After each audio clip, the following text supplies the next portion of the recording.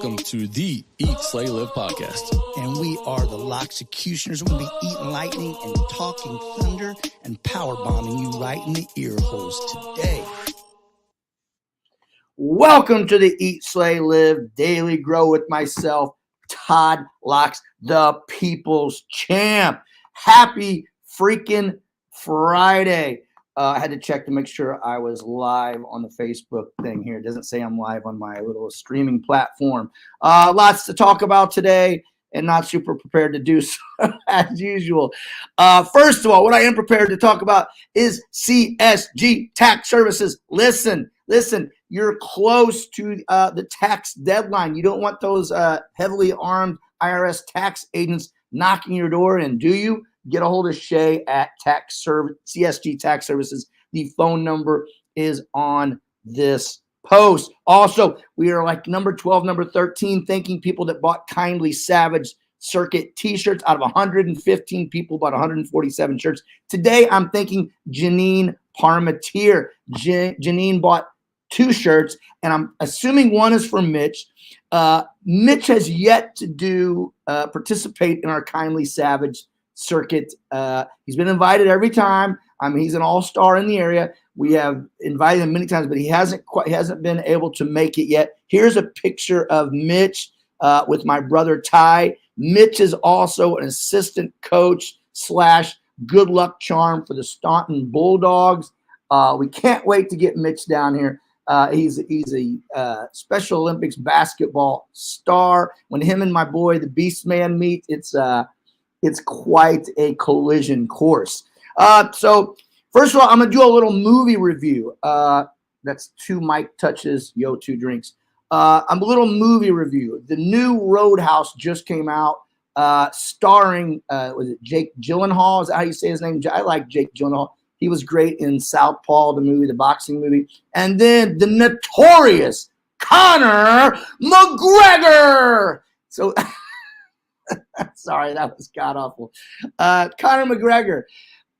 So I loved the first Roadhouse. It was just cheesy, fun. It gave you some of the great quotes of all time. Pain don't hurt. That was Dalton. Be nice until it's time not to be nice. What was the one she was? The doctor, you always carry your medical records around. We knew you weren't, this wasn't some highly intellectual movie, but it was still, it also wasn't too insulting to your intelligence. So I like it. There's Sam Elliott was in it. Patrick Swayze was in the first one. It was a good movie, man. It really was. But so I was excited. I saw yesterday that the new Roadhouse with those guys was on Prime for free. My first question was, why is it free? Why is it free on Prime? Why can't I watch it free instead of at the theater? Well, I'm going to say about 3.22 minutes into it, I realized why I was free. It was not, just the dialogue alone, it was terrible. I kept watching just because Conor McGregor isn't in it until about 3/4 of the way in, so I think maybe they did that on purpose. But I like a good fight movie, a good movie starring like where the star of it is a bouncer. You can't beat that. But it could have been good.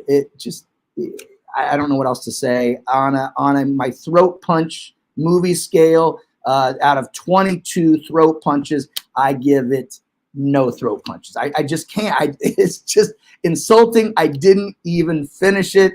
But, give it a try. It's free. So 0 throat punches out of 22 for the Roadhouse remake. Anyway, so today we're discussing how to win friends and influence people. This book right here, Dale Carnegie. It is an incredibly old book. I think 1936, 1938. Something like that. Sold 30 million copies. Now, I am going to be honest with you. I have a notebook. I read the book. I did the Audible version 2 of part. We're just doing part 1 of chapter 1. I read it. I took notes in my book. I took notes on a piece of paper. And I also listened to the Audible.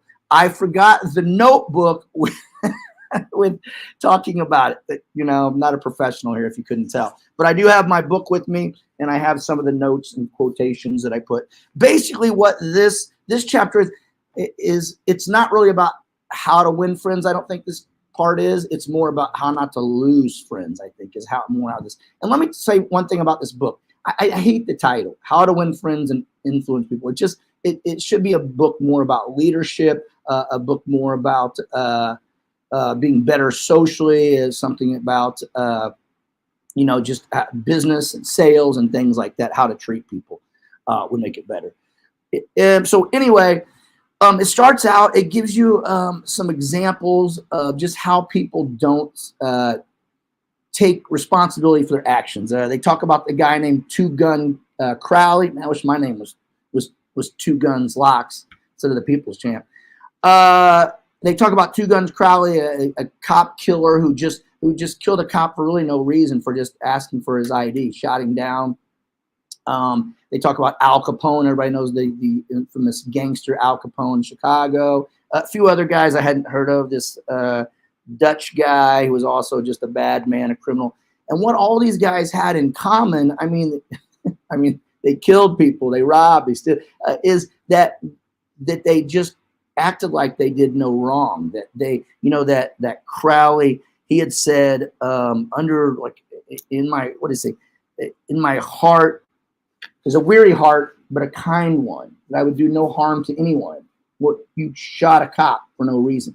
So what these examples are kind of telling us, that people they don't think they do any wrong. So whenever someone does something wrong or wrongs you or something like that, whenever you criticize them or complain or condemn what they've done, I mean, you're not going to get anything out of them for that. Like if an employee or or a friend or family member, if they do something wrong, by complaining and condemning them and criticizing them, I mean, you see what these gangsters, these people who really did bad things, they don't think they did anything wrong. So when you go at someone and you're just like, I can't believe you're terrible, you suck, you're dumb, you're ugly, turn this off. You're not going to get anywhere with those people. They, like, the worst people in the world justify what they've done. So when someone, makes a little mistake at work or in your life or anything, they're not going to see it. Now, the name of this part is if you want honey, don't kick over the beehive. So meaning, like, if you're trying to get something from someone, or if you're trying to win someone over, or you're trying to be a good leader, if someone makes a mistake, the way to get results isn't just to go out them aggressively, like kicking over the beehive if you're trying to get to honey. You know what I'm saying? It's more just, telling them, just saying it in different ways. They talk about I don't have my notes. They talk about a stunt pilot who, Hoover, I think his last name was Hoover. Talk about him, and he goes up in a plane, and the plane starts, both engines go out. He has two other passengers on this plane. He has to do no engines, has to do an emergency landing. The plane, few $1 million costing plane, is ruined. But him and the two passengers, they live. Now he checks the plane. He knows it's a mechanical error. So this could have killed him and his two passengers. He goes up, he finds the mechanic up at the hangar, and the mechanic is just sitting there. He's got his hands in his head, and he's crying. And Hoover goes up to him, and he doesn't scold him, he doesn't thrash him. He just goes up to him and says, "Hey, I'm going to be flying my personal plane tomorrow. I want you to do the inspections." So I don't know, that's an extreme, a very extreme way of, getting the honey. But, he knew by yelling at that guy and chastising him, that guy already knew what he had done wrong. He knew the consequences. They lost a plane, could have lost 3 lives from his negligence. But that Hoover says he knows he'll never make that mistake again. He gave some examples of, like, Abraham Lincoln in his early days. He would write nasty letters to people. He would, he would criticize people heavily. And so he wrote a letter to the editor, just chastising a local politician. and he wrote the wrong letter to the wrong person, because the dude he wrote it to was not, he was a proud man, and he challenged Abraham Lincoln to a duel. Abraham Lincoln didn't want to fight him, trying to get out of it. But back in those days, if you didn't fight in the duel, then you lost all credibility. No, you know what I'm saying? It's just, they were proud people. First of all, don't you wish we could just challenge people to duels these days? And like Lincoln got challenged and he could just pick his weapon. So Lincoln picks a sword because he has these long arms and hoping for the reach, and he trained with a West Point graduate on how to use the sword, blah, blah, blah. It's really not part of the story, but Lincoln did not want to fight, and he tried everything in his power not to do this fight. That the other guy must have been a badass. So then they meet down on the Mississippi River banks, and long story short, it ends up getting broke up. They don't end up fighting to the death. It said people on each side like stopped them and didn't let it happen. But that was a major change in how Abraham Lincoln, how he ruled. I hate to say rule, but how he led. Once he became president, it talks about him. He would still write his letters, but he would not send them. It was his way of sort of venting.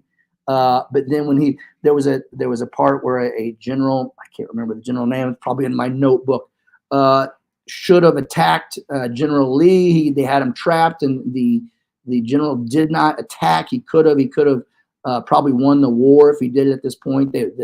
The enemy, Robert E. Lee, was trapped, and the general did not attack. And Lincoln wrote in this just a letter, just chastising him. But when he saw him in person, that's not how he treated him. Lincoln just said, we had them, but I understand, blah, blah, blah, you're feeling, you had your reasonings for not doing. He did, and that guy and Lincoln went on to have a great relationship, and that guy led many more battles. Now, this whole thing is about not criticizing, not condemning, and not just complaining about people. And it says, Ben Franklin says, I speak ill of no man and speak the good of all I know of everybody. He says, any fool can criticize, condemn, and complain, and most fools do. Another quote in this book was, a great man shows his greatness by the way he treats little men. So a lot of this part, and it's not my favorite part of this book, just talks about, find other ways to, if someone has done something wrong, if they've wronged you, find other ways to correct them. Now, when I tell you these things about these books, like I'm not saying I do this, but I read books like this to try to be a better person, to better myself, to learn how to better treat people. And it says when you criticize someone, you put them on the defensive, whether they know that they're wrong or right. You put them on the defensive. They automatically become an opponent of yours, an enemy of yours. But because they feel like it's suddenly become a competition, a battle. And so if you use different tactics, to get the honey, if you just, you speak with people, like you tell them the good things they've done, and maybe bring up how maybe they could do something better, or why what they did, what kind of effects it caused, would be much better than coming at them and condemning them. So anyway, this isn't my favorite part of the book. I promise it gets a little bit of this part was almost about how not to lose friends rather than how to win friends, just with the complaining. Kevin Jakovic, could you take Jake Gyllenhaal? Stupid. I mean, seriously, I'll give him the 22 throat punches. So next week, today, I am leaving to go on a trip. I don't know how I'm leaving. I'm flying into Vegas today, spending about a day and a half there, and then doing some crazy hikes with the GF. We're going to hike up in Utah, going to hike up in Arizona, hitting Zion, hitting Bryce. Going to be a little bit of, I think it's going to be about 22% fun and about, 78%? Is that right? 78%. My math is hard. You know who math isn't hard for? Shea Gardner at CSG Tax Services. Talk to him. And then about 78% of this trip is just going to be suffering and miserable. But you know what? It's a great way to test yourself. It's a great way to get out and see things in this world that are just more beautiful than what you see in your 5-mile radius. Anyway, I hope to be able to do the show. I don't know if it'll be live or how I'm going to do it, especially if I'm camp. I know at one point where I'm camping down in the bottom of the Grand Canyon. So we'll see how service goes. And I know all you thousands of friends will be missing the show if I can't do it. So please, we will read the next part of the book, part 2 of chapter 1. It will be The Big Secret of Dealing with People. Man, can't wait to see that. The Big Secret of Dealing with People, although I've already read this book. Anyway, thanks for listening. Thanks for growing with us, and slay on. Kevin Jakovic, I'll tell you what. I'm just going to, how about you and I? I challenge Kevin Jakovic to a duel. You choose the weapon, okay? I hope it's not math, but you're probably a mathlete, but you choose the weapon. Anyway, thanks a lot. Have a great freaking weekend.